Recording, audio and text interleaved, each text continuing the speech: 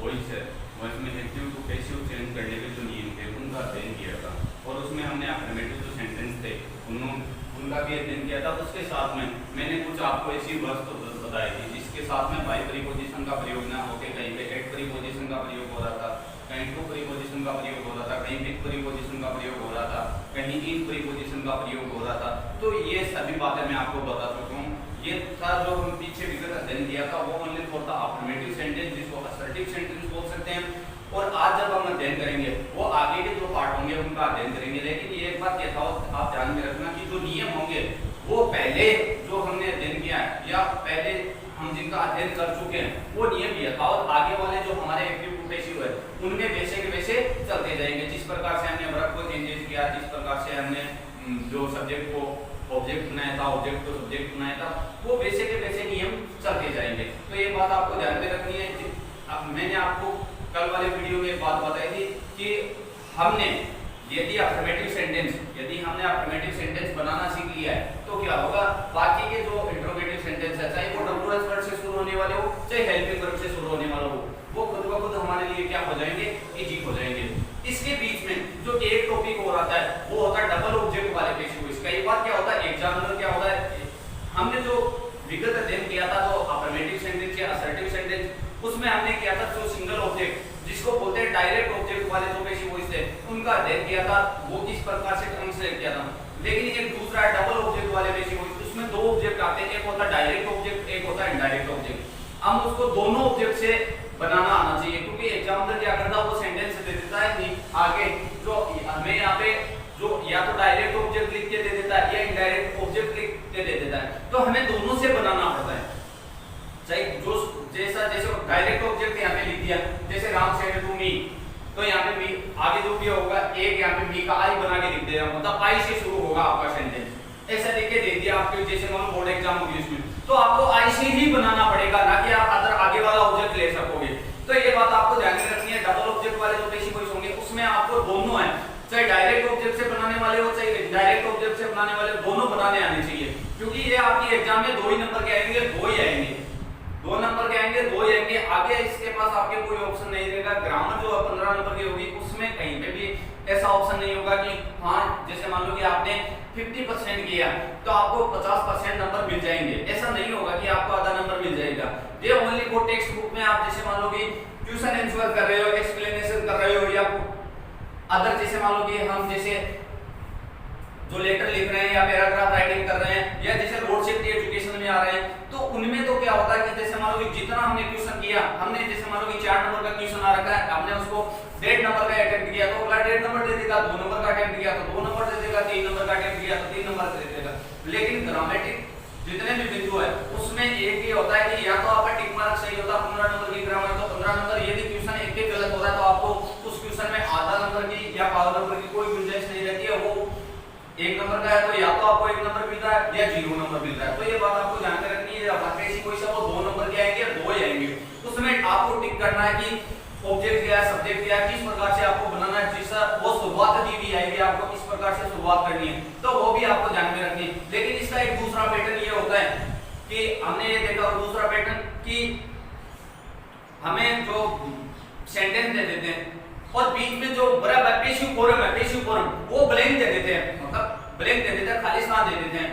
अब नीचे 4 passive form A B C D 4 option दे देते हैं, उसमें से सही कौन सा वो पढ़ना है। अब उसमें सबसे बड़ी ध्यान रखने योग्य बात यह है कि आपको क्या करना है, उसमें यह पता होना चाहिए कि जो एडवर्ब टेंस होगी, एडवर्ब के आधार पे या पैसिव फॉर्म भर पाओगे अन्यथा पैसिव फॉर्म नहीं भर पाओगे। ये बात ध्यान में रखना, क्योंकि प्रेजेंट सिंपल की क्या होती है, कंटीन्यूअस की क्या होती है, परफेक्ट की क्या होती है, पास्ट कंटीन्यूअस की क्या होती है, पास्ट सिंपल की क्या होती है, ये बात आपको ध्यान में रखनी है। यदि वो आपको ध्यान में, तभी आप उनको फिलअप कर पाओगे।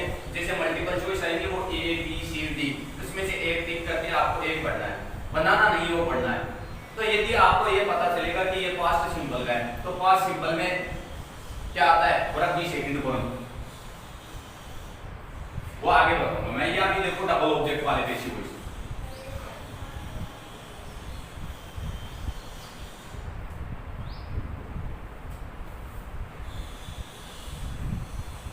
डबल ऑब्जेक्ट वाले पैसिव वॉइस, इसमें 2 ऑब्जेक्ट दिए हुए होते हैं। देखो, he gave me a pen, ये हो गया सब्जेक्ट, ये हो गई वर्ब। एक तो ये ऑब्जेक्ट है, एक ये ऑब्जेक्ट है, इसको बोला जाता है इंडायरेक्ट ऑब्जेक्ट।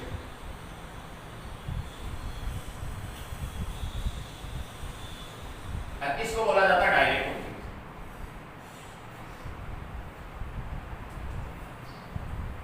ये बात हर स्टूडेंट देख लेना कि इसमें दो ऑब्जेक्ट होते हैं, ये होता है इनडायरेक्ट ऑब्जेक्ट, वो होता है डायरेक्ट ऑब्जेक्ट।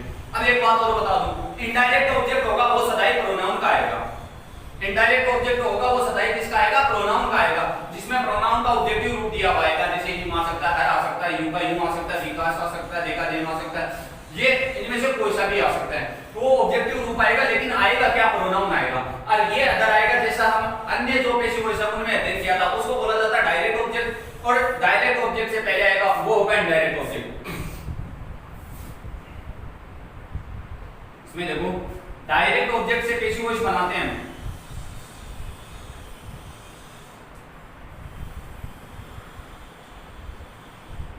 पेशिव वॉइस बनाते समय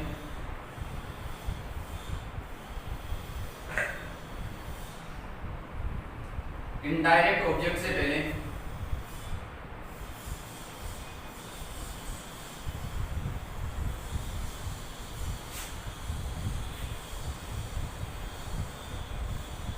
टू प्रीपोजिशन का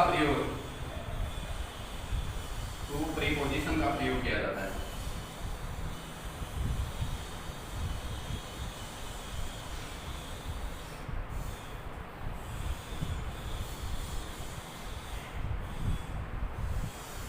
इनडायरेक्ट, यदि हम डायरेक्ट ऑब्जेक्ट से पेशिव वॉइस बना रहे हैं तो हमें क्या ध्यान में रखने योग्य बात यह है कि इनडायरेक्ट ऑब्जेक्ट से पहले हम टू प्रीपोजिशन का प्रयोग करेंगे।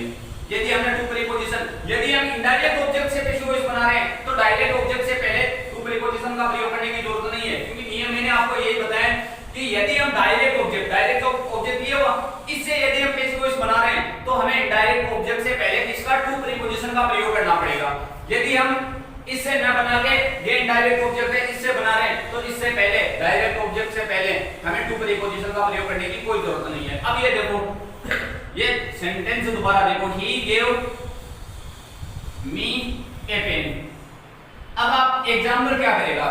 एग्जामिनर किस प्रकार से देगा? एग्जामिनर देखता देखो एक स्टूडेंट की एबिलिटी चेक करेगा कि वो किस प्रकार से कर रहा है या नहीं कर रहा है। अब जैसे बहुत ज्यादा स्टूडेंट्स क्या मानते हैं कि जो मैंने कल वाले वीडियो में भी एक बात बताई थी कि बहुत ज्यादा स्टूडेंट एक सोचते हैं जो अंत में आया हुआ वो ऑब्जेक्ट है उसको शुरुआत में रख दो। अब ये एग्जामिनर क्या करता है? इस प्रकार से दिया हुआ है, अब आपको या तो ऐसे कर देगा ए पेन से बनाओ, ऐसे दिया हुआ है, या बनाओ आई से, ये दे दिया या ये दे दिया, आई दे दिया तो आई के अकॉर्डिंग बनेगा। अब बहुत ज्यादा स्टूडेंट्स को ये पता नहीं रहेगा आई आया कहां से, बहुत ज्यादा स्टूडेंट को ये पता नहीं रहेगा इस सेंटेंस में आई आया कहां से। ए पेन है तो ए पेन से बनाओ। यदि आपको ये दे दिया पैटर्न, भाई ए पेन से बनाओ, यदि आपको ये पैटर्न आ रहा है तो इसका मतलब आपको बनाना इसी पैटर्न से है, ए पेन से ही बनाना, चाहे आपको आए चाहे नहीं आए। यदि ये दे दिया और आपने ये बना दिया, मतलब कि आप एग्जाम में ऐसे करते हो कि आपके क्वेश्चन पेपर में आई लिखा हुआ आएगा, मतलब ये दे दिया आई लिखा हुआ आएगा। अब आप उसको जैसे एक्टिव टू पैसिव चेंज कर रहे हो, आप ए पेन से चेंज कर दिया और एकदम सही चेंज किया, मतलब कहीं पे कोई गलती नहीं, फिर भी आपका क्या है इसमें नंबर है वो 0 आएगा, क्योंकि एग्जामिनर ने हमें आई से चेंज करने के लिए बोला।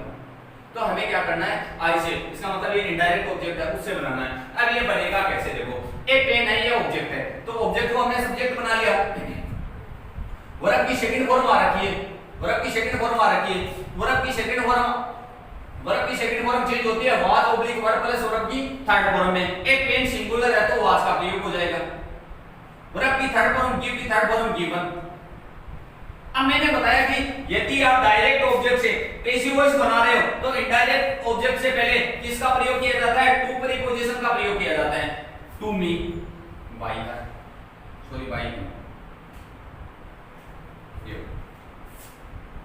यदि हम इससे न बना के, जैसे मान लो कि एग्जामिनर हमें ये डिमांड कर रहा है तो ये, और यदि ये नीचे वाला बोल रहा है कि इस नीचे वाले से बनाओ, कि हमारे क्वेश्चन पेपर में ऐसा दिया हुआ है, तो हमें क्या करना है? इससे बनाना है। तो हमें क्या है? दोनों पैटर्न आने चाहिए, दोनों पैटर्न आने चाहिए। कई बार क्या होता है एग्जामिनर अफर्मेटिव सेंटेंस होता है, जिसको असर्टिव सेंटेंस बोलते हैं, उसमें क्या होता है कि हमें डायरेक्टली एक ऑब्जेक्ट वाला ना देके दोनों ऑब्जेक्ट वाला दे दें, एक तो ये दे दे, एक इंट्रोगेटिव दे दे, तब हमारे सामने समस्या खड़ी हो जाती है।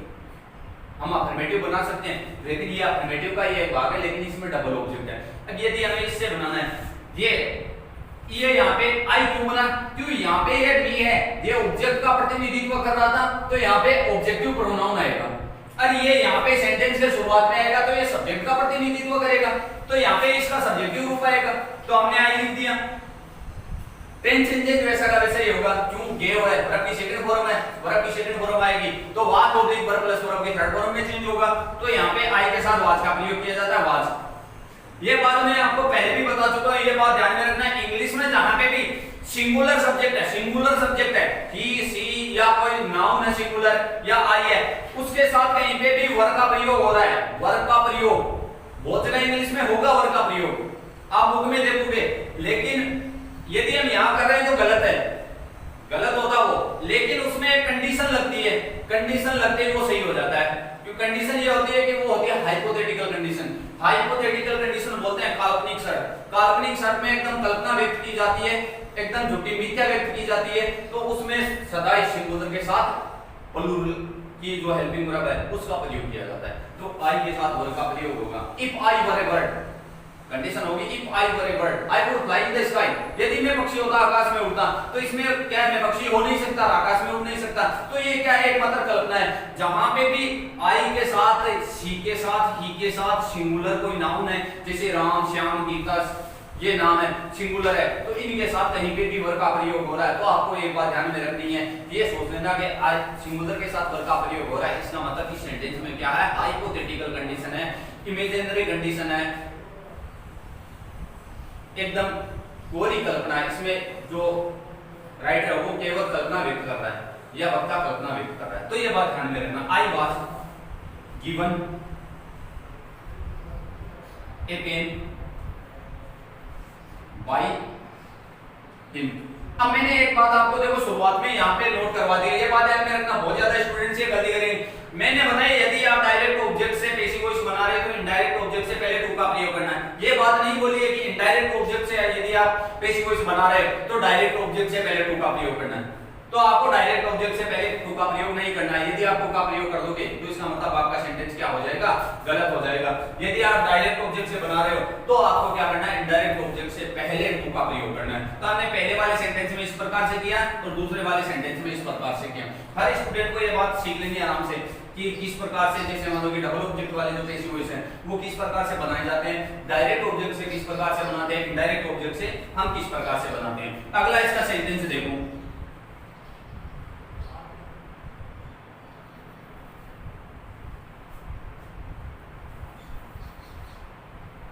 she teaches us English. She teaches us English. हमें देखो, मैं आपको कल भी एक बात बोली थी कि हमें ग्रुप डिवाइडेड आना चाहिए, कि सेंटेंस है उनको टुकड़ों में विभक्त करना आना चाहिए, कि हमें यह पता चलना चाहिए कि इस सेंटेंस में सब्जेक्ट क्या है, ऑब्जेक्ट क्या है, वर्ब क्या है और अदर जो पार्ट है वो क्या है, कहां पे प्रोनाउन आया हुआ है, या जैसे मान लो कि प्रीपोजिशन का प्रयोग है, कहीं पे इंटरजेक्शन का प्रयोग है, तो कौन सा इंटरजेक्शन है, कौन सा प्रीपोजिशन है, ये बात हमें पता होनी चाहिए। तो ये तो हुआ सब्जेक्ट, इसका ये हुई वर्ब, ये होया, ये एक ऑब्जेक्ट है जिसको हम इनडायरेक्ट ऑब्जेक्ट बोलेंगे, ये एक ऑब्जेक्ट है जिसको हम डायरेक्ट ऑब्जेक्ट बोलेंगे। अब एग्जाम में यदि ऐसा आ गया, इंग्लिश से हमें बनाना पड़ गया कि हम इंग्लिश से बना रहे हैं, एग्जाम में बोलते कि हमें इंग्लिश से बनाना है, कि आपके क्वेश्चन पेपर में इंग्लिश नाम लिखा हुआ आगे डॉट डॉट डॉट लगी भी आएगी, इससे बनाना है, तो इंग्लिश, उसके बाद में आओ सब्जेक्ट पे, सब्जेक्ट सॉरी वर्ब पे, वर्ब क्या है, टीच, तो टीचेज आ रखी है, वर्ब की फर्स्ट फॉर्म प्लस एसएस, हम चेंज करेंगे वर्ब की फर्स्ट फॉर्म या वर्ब की फर्स्ट फॉर्म प्लस एसएस आ रही है, तो हम चेंज करेंगे तो की जो आ रहा है प्लस वर्ब की थर्ड फॉर्म में चेंज होगा। अब सब्जेक्ट देखते हैं इंग्लिश, इंग्लिश क्या है, सिंगुलर, तो सिंगुलर के साथ इसका प्रयोग होगा, सिंगुलर के साथ इसका प्रयोग होगा। टीच की थर्ड फॉर्म हो गई टॉट, टू एस वाई सी का थर्ड है, एक तो ये बनेगा, एक पैटर्न तो ये बनेगा, जो बनेगा हम डायरेक्ट ऑब्जेक्ट से बना रहे हैं। यदि हम इनडायरेक्ट ऑब्जेक्ट से बना रहे हैं, यदि इनडायरेक्ट ऑब्जेक्ट से बना रहे हैं तो वो ऐसे बनेगा, वी आर टॉट इंग्लिश,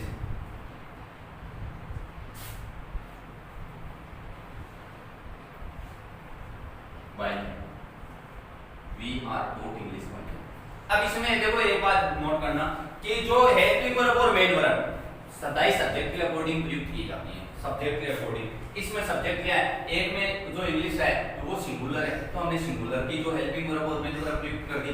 और इसमें क्या है, वी प्लूरल है तो प्लूरल के साथ प्लूरल की प्रयुक्त कर दी। यहाँ पे आई होता तो आई के साथ आई की प्रयुक्त कर देते। तो ये बात ध्यान में रखनी है कि इसी सेंटेंस में देखो ये इंग्लिश से शुरू हो रहा था तो हमने इज टोट लिखा, क्यों, इंग्लिश क्या सिंगुलर है। वहां पे ये बी से शुरू हो रखा था तो हमने प्लूरल माना इसको और प्लूरल के आधार पे आर जो हेल्पिंग वर्ब थी आर टोट लिखा। ये बात आपको ध्यान में रखनी है, जिस प्रकार से ऊपर वाला सेंटेंस बिल्डअप हुआ उसी प्रकार से नीचे वाला बना है। तो यदि आपको डबल ऑब्जेक्ट वाले में से वही यदि एग्जाम में पूछ लें तो ये आपको क्या होना चाहिए, दोनों पैटर्न आने चाहिए। यदि दोनों पैटर्न आएंगे तो आप भली भांति बनाएंगे।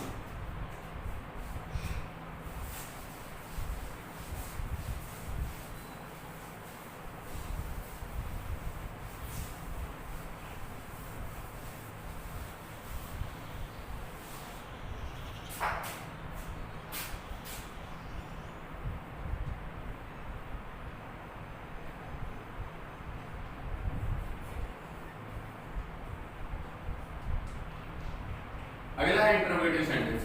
अब देखो यदि आपने अफर्मेटिव का अध्ययन कर लिया हो तो अफर्मेटिव के बाद में जो अगला या असर्टिव के बाद में जो अगला सेंटेंस होगा वो इंटरोगेटिव सेंटेंस होगा। अफर्मेटिव यदि सेंटेंस आपको आने लगे इसका मतलब आपने इंटरोगेटिव सेंटेंस के 80% इंटरोगेटिव सेंटेंस आपको आने लगे। 80% 80% इंटरोगेटिव सेंटेंस आप अपने आप, 20% होगा वो ओनली फॉर आपके विवेक पे डिपेंड होगा, आप कितना अपनी समझ को इस सेंटेंस के अकॉर्डिंग बनाते हो या नहीं बनाते हो वो आप पे डिपेंड करेगा। आपने जैसे अफर्मेटिव में कितना सीखा, जो मैंने आपको जो बात बताई है वो उन बातों का आपने कितना अमल किया है। यदि आपने बढ़िया तरीके से अमल किया हो तो आराम से ये सेंटेंस निर्माण हो जाएगा। अब ये दो प्रकार के होंगे, एक तो होगा हेल्पिंग वर्ब वाले और एक होगा WH वर्ड वाले। एक तो जो इंटरोगेटिव सेंटेंस है वो हेल्पिंग वर्ब से शुरू होने वाले होंगे, एक होंगे WH वर्ड से शुरू होने वाले। दोनों का पैटर्न वैसे अलग अलग होगा और यदि दोनों का निर्माण करेंगे तो दोनों एक ही तरीके से बनेंगे।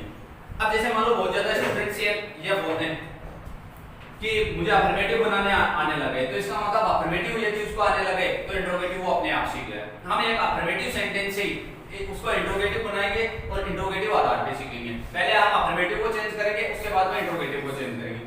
इसमें देखो मैं आपको बता दूं कि इसमें इंटरोगेटिव सेंटेंस में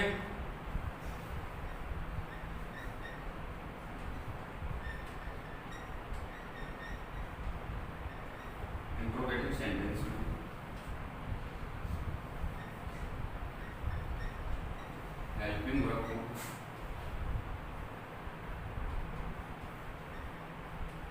शुरुआत में ही रखा जाता है।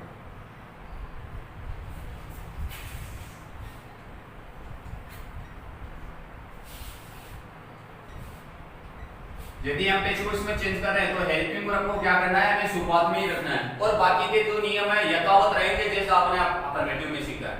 अफर्मेटिव में सीखा है वैसे वैसे नियम है वो यथावत रहेंगे। और WH वर्ड में WH वर्ड वाले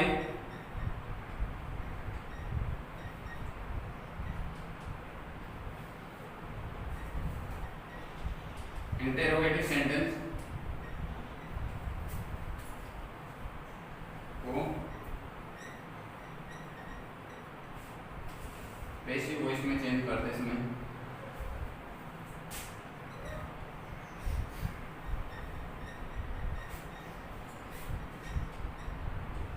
पैसिव वॉइस में चेंज करते समय WH वर्ड को शुरुआत में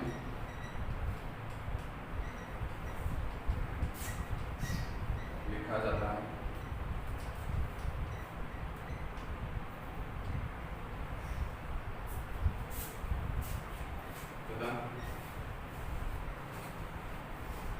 उसके बाद हेल्पिंग वर्ब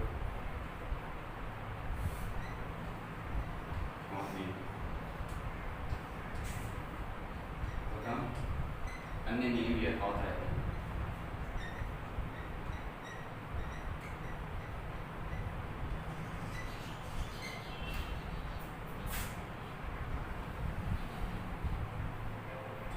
यदि WH वर्ड वाले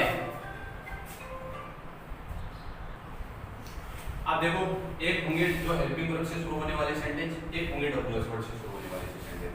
अब दोनों को देखो करना कैसे आप, यदि आपको अफर्मेटिव आपने सीखा है, यदि अफर्मेटिव आपने सीखा है तो इंट्रोगेटिव बनाने का तरीका मैं आपको बताऊंगा कि किस प्रकार से होगा। बहुत इजी तरीका, बहुत इजी तरीका।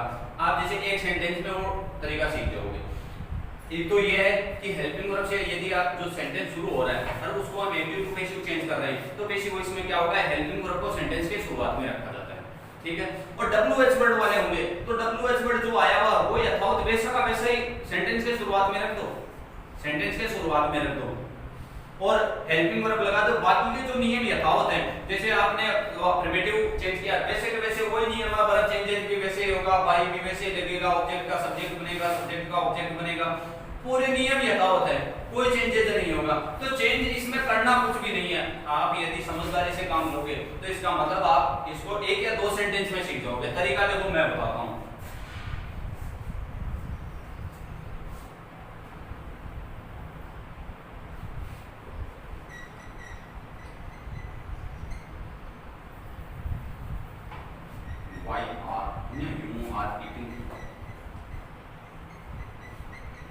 एक एग्जांपल है, ये मैंने लिया अफर्मेटिव सेंटेंस, मैंने लिया है अफर्मेटिव सेंटेंस। अफर्मेटिव सेंटेंस को हम ये मान लो कि आपके एग्जाम में आ रहा है, इसको पैसिव वॉइस में आप चेंज करना है। बहुत ज्यादा स्टूडेंट, लगभग हमने इसका अध्ययन किया तो लगभग 80-90% जो स्टूडेंट है वो इसको आराम से कर देंगे, कोई प्रॉब्लम नहीं आएगी, क्योंकि सेंटेंस में ऑब्जेक्ट को तो हम सब्जेक्ट बना देंगे। शुरुआत में तो यही करेंगे ऑब्जेक्ट को सब्जेक्ट, उसके बाद में इजारा प्लस वर्ब की first form plus ING change होगा इजारा प्लस बीइंग प्लस वर्ब की थर्ड फॉर्म में, फूड सिंगुलर है तो ईच, बीइंग एट की थर्ड फॉर्म इटन, ये तो करेंगे बाय यू। एकदम सेम सेंटेंस हर स्टूडेंट इस प्रकार से बनाएगा। ऑब्जेक्ट था, ऑब्जेक्ट को सब्जेक्ट बना लिया, इजारा प्लस वर्ब की first form plus ING change किया, is are plus being plus verb की थर्ड फॉर्म में चेंज कर दिया, क्योंकि इच क्यों आया, तो ये सिंगुलर है, प्लूरल होता आर लगा देते, यदि आई सब्जेक्ट होता तो एम लगा देते, बाय का प्रयोग किया, उसके बाद में जो ऑब्जेक्ट था उसको सब्जेक्ट था उसको ऑब्जेक्ट बना दिया। अफर्मेटिव का चेंजेस ये किया हमने। यदि हम इसी सेंटेंस को इंट्रोगेटिव बना दे तो क्या चेंजेस करते हैं, यदि हम इसी सेंटेंस को इंट्रोगेटिव, अब इसको इंट्रोगेटिव बनाते हैं, इंट्रोगेटिव बनाने का तरीका क्या होगा, हेल्पिंग वर्ब से शुरू होने वाले इंट्रोगेटिव सेंटेंस बनाना। भाई वही तो बना रहे हैं, हेल्पिंग, पहले हम हेल्पिंग वर्ब वाले सीखेंगे, तो हेल्पिंग वर्ब को देखो यहां से हटाएंगे, हेल्पिंग वर्ब को यहां रख देंगे और अंत में क्वेश्चन मार्क लगा देंगे, यही तो करेंगे। ये हेल्पिंग वर्ब से शुरू होने वाले बन गए। अब देखो यहां पे मैं इसको दोबारा लिख रहा हूं, are you Nitin good, are you Nitin good, ये इंट्रोगेटिव सेंटेंस है, ये इंट्रोगेटिव सेंटेंस है। बनाए तो किसका, अफर्मेटिव था, हमारे पास ये अफर्मेटिव था, हाँ इसी का तो हमने इंट्रोगेटिव बना दिया। यदि आप इसको चेंजमेंट कर सकते हो तो इसको करने में तो कोई दिक्कत ही नहीं है। इसमें देखो, इसमें साइक्रिया पहले यहां पे आते हैं, ये सब्जेक्ट है, ये हेल्पिंग वर्ब है, ये वर्ब है, ये ऑब्जेक्ट है। सब्जेक्ट की जगह तो ऑब्जेक्ट रखते हैं, सब्जेक्ट की जगह तो ऑब्जेक्ट रखते हैं, तो यहां पे फूड को ऑब्जेक्ट बना दिया। अब आते हैं वर्ब पे, वर्ब देखो eating, are eating first form plus ING, इजारा प्लस वर्ब के फर्स्ट फॉर्म प्लस आईएनजी, तो ये चेंज होगा इजारा प्लस बीइंग प्लस वर्ब की थर्ड फॉर्म में, तो हेल्पिंग वर्ब होगी, उसका पहला पार्ट है वो सेंटेंस के शुरुआत में इज रख देंगे, क्यों फूड सिंगुलर है, प्लूरल होता तो आर आ जाता, यहां पे बीइंग, उसके बाद में इटन, उसके बाद में फूड। हमने चेंजमेंट किया, दोनों सेंटेंस में कंपैरिजन करो, एक तो ये सेंटेंस, अरे ये सेंटेंस कंपैरिजन करो कि इसमें हमने क्या चेंजमेंट किया। यहां पे इज लगा था सब्जेक्ट के तुरंत बाद में, उसको सब्जेक्ट से पहले रख दिया, और इस सेंटेंस में हमने क्या चेंजमेंट किया, सब्जेक्ट के तुरंत बाद में जो हेल्पिंग वर्ब आर लगी हुई थी उसको सेंटेंस के शुरुआत में रख दिया, तो इंट्रोगेटिव बन गया, इसी प्रकार से बना। और इसको हमने जो इसमें इज लिखा हुआ था, इसको क्या किया, जो हमने सब्जेक्ट से पहले रख दिया, ये भी इंट्रोगेटिव बन गया। इस प्रकार से बने, दोनों में फर्क देखो क्या फर्क हुआ।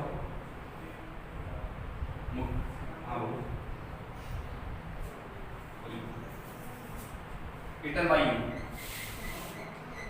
दोनों में फर्क देखो क्या हुआ, दोनों में कुछ भी फर्क नहीं है। जिस प्रकार से हमने सब्जेक्ट को ऑब्जेक्ट बनाया, ऑब्जेक्ट को सब्जेक्ट बनाया, वर्ब चेंज किया, जब सेम वैसा का वैसा, कहीं पे कोई फर्क नहीं है।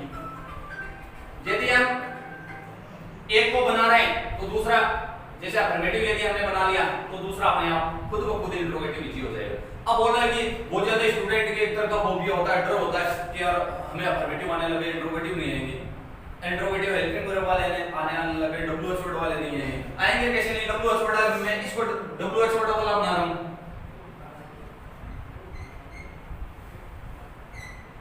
क्या किया मैंने, वाई लगाया, डब्ल्यूएच वर्ड वाला बन गया, लगाया तो वाई है ना, डब्ल्यूएच वर्ड वाला नहीं बना क्या, बन गया ना, वाई को वैसा का वैसा दिया यहाँ पे, ये डब्ल्यूएच वर्ड वाला कैसे वैसे बन गया, दिक्कत कहाँ पे हुई, तो ज्यादा प्रॉब्लम ही नहीं है कि हाँ ये चीज समझ में नहीं है, ये चीज समझ में नहीं है, ये चीज समझ में नहीं है। दोबारा बता दो दूसरा सेंटेंस, इसके अलावा सेंटेंस बताऊं तो देखो आप,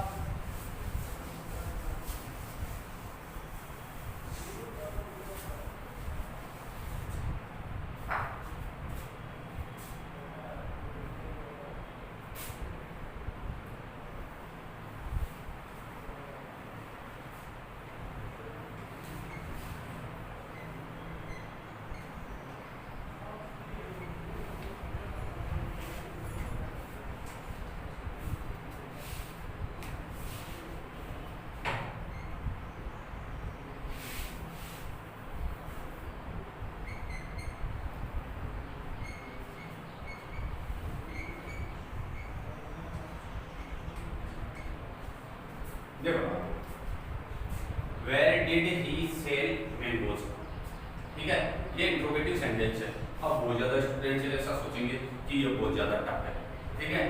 फर्स्ट अब ये है कि स्टूडेंट बोलेगा सर मैं हेल्पिंग वर्ब वाले बना सकता हूँ, डब्ल्यूएच वर्ड वाले नहीं आते, ठीक है, ये बना सकते हो, इसको बंद कर दिया मैंने। अब ये हेल्पिंग वर्ब वाला ही है, बस इस डब्ल्यूएच वर्ड की तरफ ध्यान मत दो, ये क्या हेल्पिंग वर्ब वाला हो गया, हेल्पिंग वर्ब वाला हुआ या नहीं हुआ। यदि इसको अफर्मेटिव बनाएंगे, अफर्मेटिव बना दे ही ये डिड सेल में जुड़ जाएगा, तो ये क्या बन जाएगा, सेल क्या हो जाएगा, वर्ब की सेकंड फॉर्म हो जाएगी, डिड प्लस वर्ब की फर्स्ट फॉर्म, तो डिड वर्ब की सेकंड फॉर्म का तो संधि विच्छेद होगा, डिड प्लस वर्ब की फर्स्ट फॉर्म होगा, तो ये सेल का क्या हो जाएगा, सॉल्व हो जाएगा, तो ये अफर्मेटिव बन जाएगा। अब यदि हम इसको बना रहे हैं तो देखो ऑब्जेक्ट की जगह सब्जेक्ट रख रहे हैं, सब्जेक्ट की जगह ऑब्जेक्ट, ये मैंगोज हो गया, ठीक है भाई। हमने इस ऑब्जेक्ट को सब्जेक्ट बनाना है तो सब्जेक्ट की जगह आएगा, मैंगोज रख दिया। अब इस पे आते हैं, डिड प्लस वर्ब की फर्स्ट फॉर्म चेंज किस में होगा, was oblique verb plus verb की थर्ड फॉर्म में, was oblique verb plus verb की थर्ड फॉर्म में चेंज होगा, ये मेरा नियम आपको बताया हुआ है। अब देखो मैंगो सिंगुलर है या प्लूरल, प्लूरल है भाई, मैंगो होता तो सिंगुलर होता, और मैंगो है तो प्लूरल है, तो हम क्या करेंगे, इससे पहले वर्ब का प्रयोग कर देंगे, सिंगुलर होता तो वाज का प्रयोग कर देंगे, वर्ब की थर्ड फॉर्म सेल की थर्ड फॉर्म सॉल्व हो गई, और हमने बाय लगाया और ही का क्या हो जाएगा, हिम हो जाएगा। अब जो हमने जो हेल्पिंग वर्ब से शुरू होने वाले जो इंट्रोगेटिव सेंटेंस है वो बनाया है, ठीक है। अब हमने यहाँ हमारे पास था क्या, वेयर था, वेयर को हमने शुरुआत की, ये इंट्रोगेटिव सेंटेंस बन गया, ये इंट्रोगेटिव सेंटेंस बन गया, कहीं पे कोई दिक्कत नहीं है, कहीं पे भी कोई दिक्कत नहीं। यदि आपको अफर्मेटिव आ रहे हैं, यदि आपने समझ से काम लिया, हर स्टूडेंट को नियम आ रहे हैं, उसके बाद में इंट्रोगेटिव बहुत इजी होते हैं, बहुत इजी, कैसा भी कोई सा भी आपसे सेंटेंस बनवाए बहुत इजी होता है। लेकिन यदि आप अफर्मेटिव नहीं आ रहे, नियम नहीं आ रहे, इसका मतलब ये आपको नहीं है, क्योंकि यदि आपको शुरुआती बेस ही नहीं आ रहा है, जो अफर्मेटिव सेंटेंस है वही नहीं आ रहे, तो उसका मतलब ये कैसे आएंगे इंट्रोगेटिव। उसमें यदि आपको चेंज करने के पूरे नियम आ रहे हैं तो ये आराम से बना दोगे, कोई दिक्कत नहीं होगा। आगे देखो,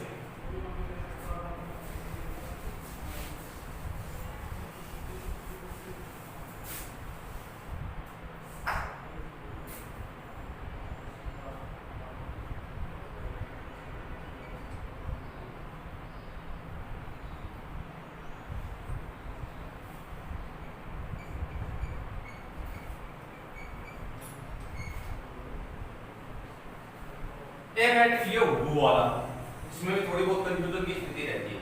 हु वाले में कंफ्यूजन की स्थिति क्या रहती है कि हु वाला कैसे बनाना। अब इसमें दो तरीके होते हैं। अब देखो ये तो डब्ल्यूएच वर्ड है, बराबर, और अभी सेकंड फॉर्म आ रहा है, ये क्या है, ऑब्जेक्ट है।